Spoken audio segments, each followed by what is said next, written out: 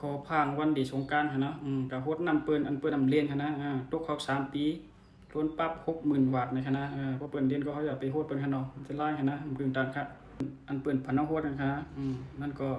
ตกคอก1 ปีค่ะเนาะนั่นก็ยามไหม10,000 บาทในคณะฟังสติครับมันจะลายหั่นนะใส่น้ำแข็งกับโฮดเปิ้นนั่นค่ะนะนั่นก็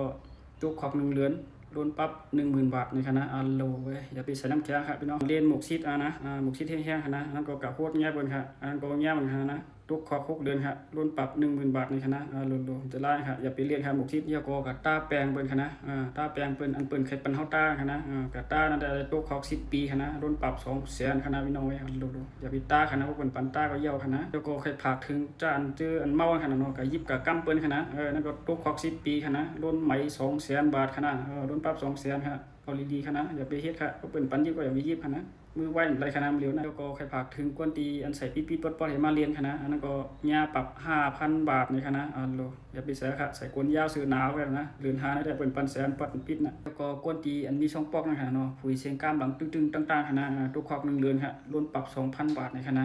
โลกฎหมายเรือนหาในก็ง่ายแฮงนะคณะอยู่ห้องนี้นอนวันแรงดูการเลี้ยงแล้วพี่น้องเอ้ยกำกับยิบกับกำเปิ้นก็เลยเสียงเงินเสียงตัวคณะกฎหมายเมืองเปิ้นให้เปิ้นเอาเต้คณะเปิ้นว่าเรียนเนาะnhá tiền đấy bỏ hết tiền có nhà khả năngอยู่khoang này đi bên khác nó đủ cá đấy non ngoan cái